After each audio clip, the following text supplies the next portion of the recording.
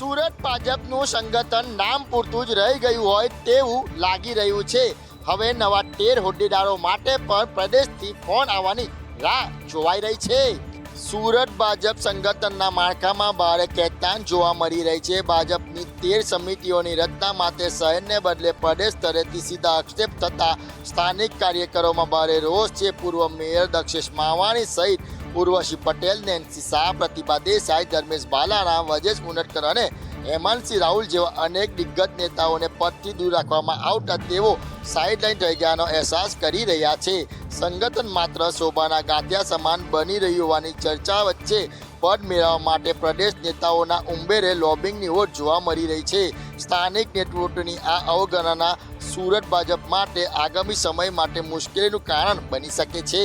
ત્યારે આ ઘટનાને લઈ સંગઠનની પરંપરા અને કાર્ય પદ્ધતિ પર અનેક સવાલો ઉઠી રહ્યા છે।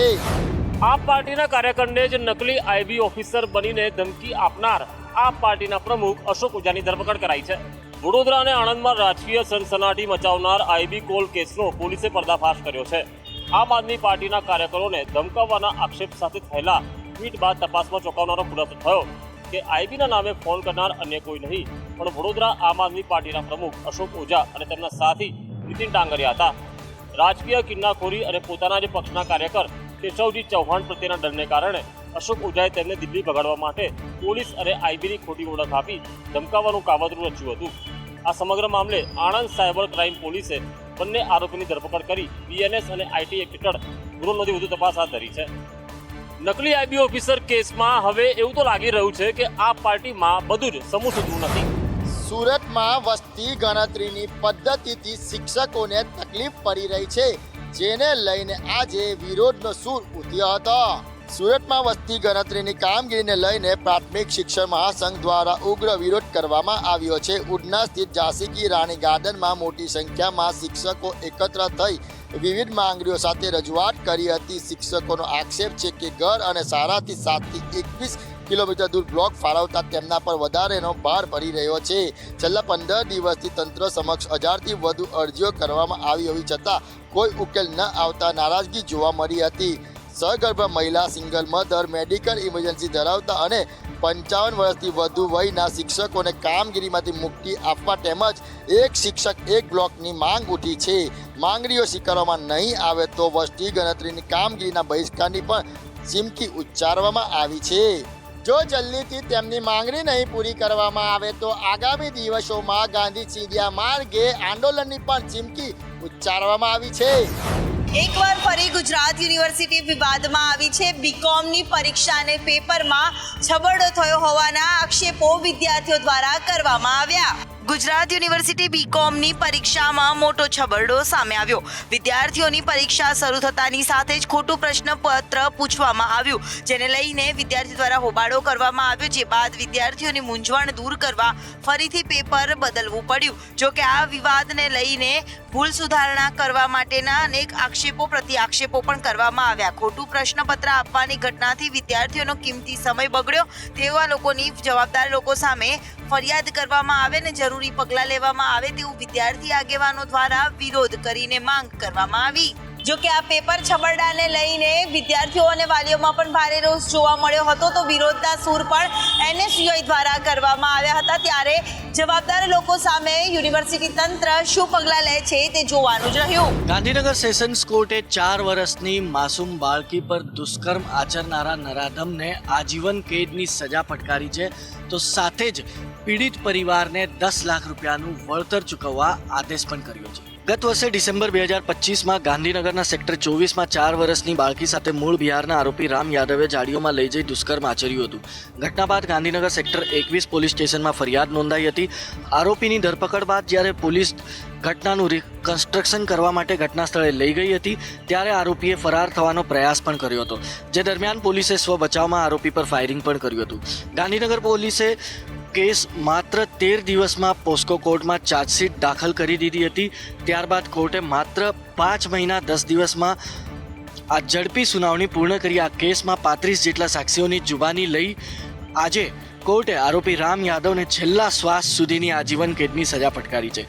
સાથે જ 10 લાખ રૂપિયાનો દંડ ફટકારીને એક રકમ પીડિત પરિવારને વળતર પેટે ચૂકવવાનો આદેશ કર્યો છે। માત્ર 5 મહિના અને 10 દિવસમાં બાળકીના પરિવારને ન્યાય અપાવીને ગાંધીનગર પોલીસ અને કોર્ટે આ કેસમાં એક દાખલો બેસાડ્યો છે, જે તમામ પોક્સો કેસ માટે એક નઝીરરૂપ પણ સાબિત થશે. આરોપી અશોકસિંહ ચૌહાણે 2016ના આઈટી રિટર્નમાં જમીન પોતાના નામે બતાવી છે, જ્યારે આ જમીન ખરેખર તેના નામે નહીં પરંતુ અન્ય કોઈ વ્યક્તિના નામે બોલી રહી છે.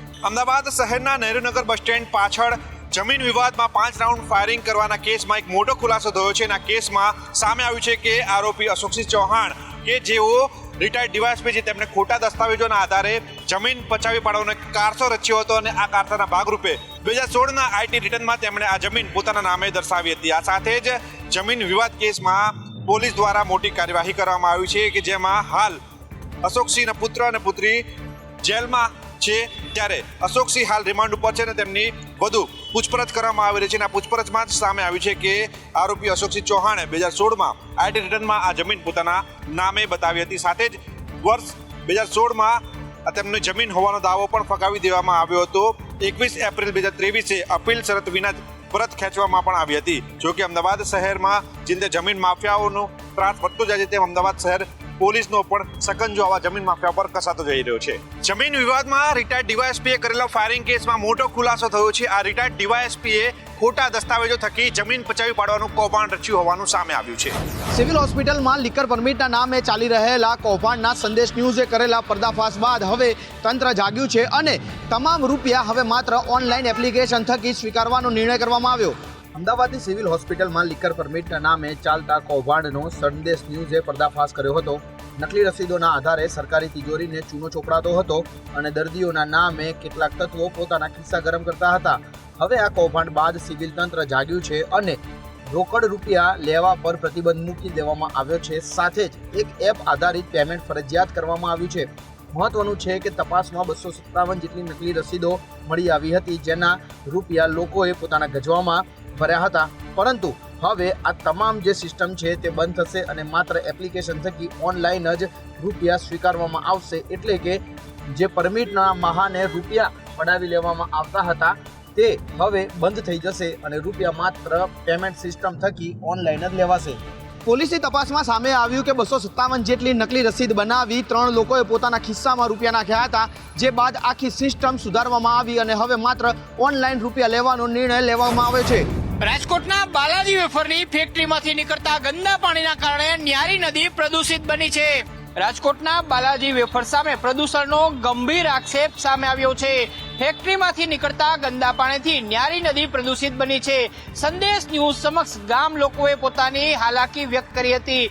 ગંદા પાણીના કારણે નદીમાં જલકુંભી અને મચ્છરનો ઉપદ્રવ થતા ગ્રામજનો ભારે ત્રસ્ત બન્યા છે. ગ્રામજનોનું કહેવું છે કે તેમની ફરિયાદ કોઈ જ સાંભળતું નથી. ઉલ્લેખનીય છે કે બાલાજી વેફરની ફેક્ટરીમાંથી નીકળતા ગંદા પાણીના કારણે ન્યારી નદી પ્રદૂષિત બની છે, જેના કારણે વાજડીગઢ, વેજા ગામ સહિતના આસપાસના 12 જેટલા ગામોની અંદર ભારે પ્રદૂષણ અને જલકુંભીની સાથે મચ્છરોનો ઉપદ્રવ વધ્યો છે. નદી પ્રદૂષિત બનતા ખેડૂતો, માલધારીઓ, ગ્રામજનો ભારે પરેશાન છે. સરકાર પાસે ન્યાય અપાવવાની માંગ સ્થાનિકો કરી રહ્યા છે. અમદાવાદ શહેરમાં ટ્રાફિક નિવારણ માટે અને રોડના વિસ્તરણ માટે શહેરના ડી કેબિન વિસ્તારમાં મેગા ડિમોલેશન હાથ ધરવામાં આવ્યું. શહેરના ડી કેબિન વિસ્તારમાં 24 મીટર પહોળો રોડ બનાવવા માટે રોડ વિસ્તરણની કામગીરી અંતર્ગત ડિમોલેશન હાથ ધરવામાં આવ્યું હતું. આ દરમિયાન રોડ કપાત હેઠળ આવતી આઈપી ઇંગ્લિશ સ્કૂલના બિલ્ડિંગનો ભાગ પણ તોડી પાડવામાં આવ્યો હતો. પશ્ચિમ ઝોનના એસ્ટેટ વિભાગની ટીમની હાજરીમાં સમગ્ર કાર્યવાહી કરવામાં આવી હતી. ડિમોલેશન દરમિયાન સલામતીના ભાગરૂપે વાળીના ચોક સુધીનો માર્ગ તાત્કાલિક બંધ રાખવામાં આવ્યો હતો, જેના કારણે વાહન ચાલકોને વૈકલ્પિક માર્ગનો ઉપયોગ કરવો પડ્યો હતો. શહેરના અનેક વિસ્તારોમાં આ જ પ્રકારે દબાણ હટાવવાની કામગીરી કરવામાં આવી રહી છે, જેથી કરીને ભવિષ્યમાં વાહન વ્યવહાર સુચારુ રૂપે ચાલે તેની વ્યવસ્થા થઈ શકે. ગુજરાતમાં આજથી પ્રી મોન્સૂન વરસાદની આગાહી કરવામાં આવી છે. રાજ્યના અનેક વિસ્તારોમાં વરસાદ વરસી શકે તેવી શક્યતાઓ વ્યક્ત કરવામાં. ગુજરાતમાં કાળઝાળ ગરમી વચ્ચે હવે હવામાનમાં પલટો આવવાના સંકેત મળ્યા છે. હવામાન વિભાગે રાજ્યમાં આજથી 4 જૂન સુધી પ્રી મોન્સૂન વરસાદની આગાહી કરી છે. સાયક્લોન સર્ક્યુલેશન સક્રિય થતા ઉત્તર ગુજરાત, મધ્ય ગુજરાત, સૌરાષ્ટ્ર અને ગુજરાતના અનેક વિસ્તારોમાં ગાજવીજ સાથે વરસાદ વરસી શકે છે. આ દરમિયાન 50 થી 60 કિલોમીટર પ્રતિ કલાકની ઝડપે તોફાની પવનો ફૂંકાવાની શક્યતા વ્યક્ત કરવામાં આવી છે. મહીસાગર, દાહોદ અને પંચમહાલ જિલ્લામાં ભારે વરસાદ પડવાની આગાહી વ્યક્ત કરવામાં આવી છે. ખરાબ હવામાનને કારણે માછીમારોને આગામી 5 દિવસ સુધી દરિયો ન ખેડવા સૂચના આપવામાં આવી છે. વરસાદી માહોલના કારણે રાજ્યના તાપમાનમાં 3 થી 5 ડિગ્રી સુધીનો ઘટાડો નોંધાઈ શકે છે. અમદાવાદ સહિત અનેક શહેરોમાં સાંજના સમયે વાતાવરણમાં બદલાવ જોવા મળી શકે છે. વરસાદ વરસવાના કારણે ગરમીથી રાહત મળશે અને સાથે સાથે રાજ્યમાં જે તોફાની વરસાદો છે તેના લઈને સાવચેતીના પગલાં રાખવાની જરૂર છે. અમદાવાદના માણેક ચોકમાં એક વ્યક્તિને મોબાઈલમાં રીલ્સ જોવી ભારે પડી છે. આ વ્યક્તિએ મોબાઈલમાં રીલ જોવાના ચક્કરમાં 5.5 લાખ રૂપિયા ગુમાવ્યા છે. ઘણીવાર મોબાઈલમાં રચ્યા પચ્યા રહેનારાને મોટું નુકસાન સહન કરવાનો વારો આવતો હોય છે, તેમ અમદાવાદ શહેરના માણેક ચોક વિસ્તારમાં પણ એક વ્યક્તિને મોબાઈલમાં રીલ્સ જોવી ભારે પડી છે, જેના કારણે તેને 5.5 લાખ રૂપિયા ગુમાવવાના વાર આવ્યો છે. માણેક ચોકમાંથી એક વ્યક્તિ 5.5 લાખ રૂપિયાનું પેમેન્ટ લઈને નીકળ્યો હતો, જો કે ગઠિયો તેની પાછળ જ જતો હતો અને આ વ્યક્તિ મોબાઈલમાં રીલ જોવામાં એટલો મશગુલ હતો કે ગઠિયાએ આશા નથી. ગઠિયાએ 5.5 લાખ રૂપિયા ઉઠાવી લીધા અને ત્યારબાદ તે રફુચક્કર થઈ ગયો. આ સમગ્ર ઘટના હાલ સીસીટીવીમાં કેદ થઈ છે અને આ ઘટના બાદ હવે સ્થાનિક પોલીસ દ્વારા આ ગઠિયાને ઝડપી પાડવા માટે ચક્રો ગતિમાન કર્યા છે. આ વ્યક્તિ મોબાઈલમાં રીલ્સ જોવામાં એટલો મશગુલ હતો કે ગઠિયાએ તેની બેગમાંથી 5.5 લાખ રૂપિયા ઉઠાવી લીધા, તેમ છતાં પણ તેને ખબર ન પડી, જો કે આ સમગ્ર ઘટના સીસીટીવીમાં કેદ થઈ છે. રાજ્યમાં ડીઝલની અછત અને તેના વધતા ભાવ સીધી રીતે રસોડા પર અસર કરી રહ્યા છે, કારણ કે તમામ વસ્તુના ભાવ મોંઘવારીની સીધી ઝપેટમાં આવ્યા અને ભાવ વધવા લાગ્યા છે. રાજ્યમાં ડીઝલના ભાવ વધતા અને અછતની સીધી અસર હવે સામાન્ય જનતાના રસોડા સુધી પહોંચે તો નવાઈ નથી, કારણ કે ટ્રાન્સપોર્ટેશન ખર્ચમાં ધરખમ વધારો થતાં શાકભાજી અને કરિયાણામાં બજારના માલની આવક ખોરવાઈ ગઈ છે. સમયસર સપ્લાય ન થવાને કારણે હોલસેલ માર્કેટમાં ચીજવસ્તુઓની ભારે અછત સર્જાઈ છે, કારણ કે જે ટ્રકો ડીઝલના આધારે ચાલતી હતી તેમાં ભાવ વધવાના કારણે પૂરતા ઓર્ડર નથી મળી રહ્યા અને ટ્રકોના પૈડા પણ થંભી ગયા છે. આવા જ કારણે માર્કેટમાં આવતા લીલા શાકભાજીના ભાવમાં 35 થી 40% અને કરિયાણાના ભાવમાં 25% સુધીનો તોતિંગ વધારો ઝીંકાયો છે. ટ્રાન્સપોર્ટરોએ પણ પ્રતિ ક્વિન્ટલ 10 રૂપિયાના ભાડા વધારો કરી દીધો છે. જો આ જ પરિસ્થિતિ રહી તો આગામી સમયમાં મોંઘવારી હજુ પણ આસમાને પહોંચે તેવી આશંકાઓ વ્યક્ત કરવામાં આવી છે. શાકભાજી કરિયાણા સહિતની રસોડામાં વપરાતી તમામ વસ્તુઓના ભાવ ધીમે ધીમે વધવા લાગ્યા છે અને આવી જ પરિસ્થિતિ રહી તો આગામી સમયમાં રસોઈ પણ ખારી બને તો નવાઈ નહીં. રાજકોટમાં બાબા બાગેશ્વર ધીરેન્દ્ર શાસ્ત્રીની 3 દિવસીય હનુમાન કથાનું આયોજન કરાયું છે, જેની તડામાર તૈયારીઓ થઈ રહી છે. રાજકોટમાં આગામી દિવસોમાં બાબા બાગેશ્વર એટલે કે ધીરેન્દ્ર કૃષ્ણ શાસ્ત્રીની કથાનું આયોજન થવા જઈ રહ્યું છે. 5 જૂનથી લઈને 7 જૂન સુધી ચાલનારી આ હનુમાન કથા પૂર્વે આગામી 4 જૂનના રોજ શહેરમાં એક વિશાળ અને ભવ્ય શોભાયાત્રા કાઢવામાં આવશે. આ કથામાં પર્યાવરણની જાળવણી માટે એક અનોખો નિર્ણય લેવાયો છે, જે અંતર્ગત કથા પરિસરમાં માત્ર ઇલેક્ટ્રોનિક વાહનોનો જ ઉપયોગ કરવામાં આવશે. કથાના આયોજન માટે 1 લાખ વોલ્ટની અત્યાધુનિક સાઉન્ડ સિસ્ટમ લગાડવામાં આવી રહી છે, જેથી લાખો ભક્તો વાણીનો લાભ લઈ શકે છે. સમગ્ર સભા સ્થળને સીસીટીવી કેમેરાની બાજ નજર હેઠળ રાખવામાં આવશે. 3 દિવસીય કથા પહેલા ભવ્ય શોભાયાત્રા અને કળશ યાત્રા નીકળશે.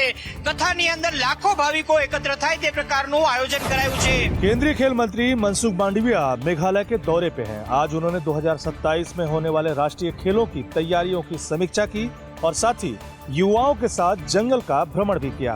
आज खेल मंत्री मनसुख मांडविया अलग ही अंदाज में दिखे. उन्होंने माई भारत से जुड़े युवाओं के साथ न सिर्फ संवाद किया बल्कि शिलोंग के खूबसूरत जंगलों का भ्रमण भी किया. मांडविया ने पर्यावरण संरक्षण का मैसेज देने के लिए वृक्षारोपण भी किया. मांडविया हाथों में लाठी पकड़े युवाओं की टोली के साथ जंगल में घूमते नजर आए. उन्होंने माई भारत से जुड़े युवाओं का उत्साह और समर्पण की सराहना करते हुए युवाओं से ऐसे अभियानों में सक्रिय भागीदारी का आह्वान किया जो शारीरिक स्वास्थ्य के साथ साथ पर्यावरण जागरूकता को भी बढ़ावा देता हो.